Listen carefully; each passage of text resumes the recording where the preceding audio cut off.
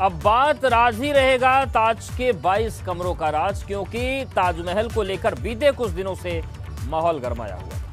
ताजमहल के 22 बंद दरवाजों को खोलने की मांग को लेकर हाईकोर्ट में याचिका लगाई गई थी, लेकिन हाईकोर्ट ने इस याचिका को स्वीकार करने से इनकार कर दिया और जो टिप्पणी की वो याचिकाकर्ता को चुभने वाली थी। लहजे में कोर्ट ने कहा याचिकाकर्ता पीआईएल व्यवस्था का दुरुपयोग ना करे, पहले यूनिवर्सिटी जाए, पीएचडी करे, तब कोर्ट आए, और अगर कोई रिसर्च करने से रोके तब हमारे पास आना।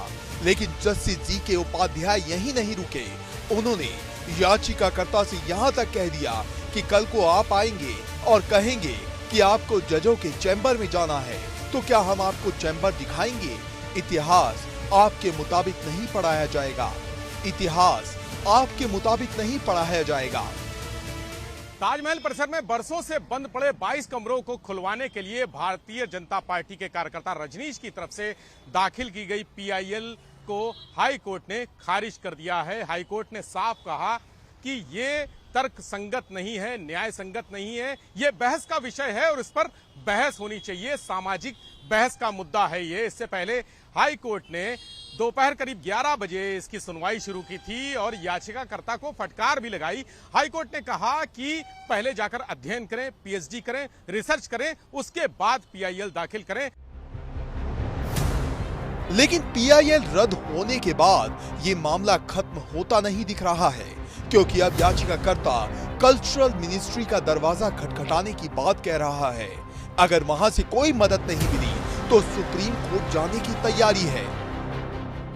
देखिए, याचिका में जो 4 बातें रखी गई थी, 4 प्रेयर्स मेनली रखी गई थी। जो 22 डोर्स हैं, लॉक डोर्स हैं, उनको खोलने की बात, आर्कियोलॉजी सर्वे जिस एक्ट के थ्रू काम करता है उस एक्ट को रीवेरीफाई करने की जरूरत है, फैक्ट फाइंडिंग कमेटी बनाने की मांग, और जो वॉल्स के थ्रू नीचे की जो गेट्स थे उनको बंद कर दिया गया, उन वॉल्स को हटाने की मांग की गई थी, जिसपे कम से कम 2 घंटे आज बहस चली। और उस बहस के बाद ऑनरेबल कोर्ट ने कहा कि ये इशू जुडिशियबल नहीं है और डिबेटेबल इशू है ये।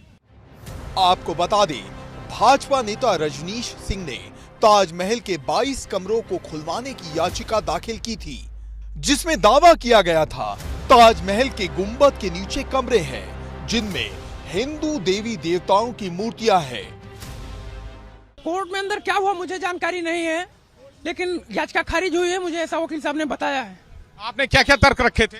मैंने सिर्फ बहुत सिंपल सा तर्क रखा था, कुछ 22 कमरे सुरक्षा कारणों से बंद है, उसको खोल दिया जाए। तो कोर्ट ने क्या कहा इस पर? कोर्ट ने जो तल्ख टिप्पणियां की थी उस पर मुझे नहीं जाना है।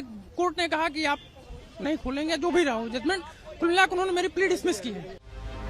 ताजमहल के 22 कमरों में क्या है, इसको लेकर पिछले कई दिनों से माहौल गर्म था, लेकिन कोर्ट के फैसले से अब ताज नगरी के व्यापारी खूब खुश हैं, जिन्हें लगता है विवाद होने से उनके व्यापार पर बुरा असर होगा। हमें बड़ी खुशी की बात है और सब लोग बहुत खुश हैं, खास करके जो टूरिस्ट से जुड़े हुए लोग हैं। मेरा होटल है, किसी का शोरूम है, किसी का वो है, एकदम जो है सब पे विराम लग गया। मुझे ऐसा लगता है कि आज जो हाई कोर्ट ने जो फैसला दिया है वो काफ़ी ऐतिहासिक फैसला है और हम सब उसका समर्थन करते हैं। बहुत खुशी की बात है, टूरिस्ट थोड़ा बढ़ेगा इससे। अब यही विवाद चलते रहेंगे, फर्जी जो है रिट वहाँ पे कोर्ट में जाती रहेंगी, इससे क्या होगा, यहाँ का माहौल खराब होगा, टूरिज्म पे फर्क पड़ेगा, कारोबार पे फर्क पड़ेगा। जो ताजमहल दुनिया का 7वां अजूबा है, उसको लेकर सियासतदानों के बीच इस बात की बहस लंबे समय से छिड़ी हुई है कि वो ताजमहल है या तेजो महल, लेकिन अब ये राज ही रहेगा। Bureau report, ABP Ganga.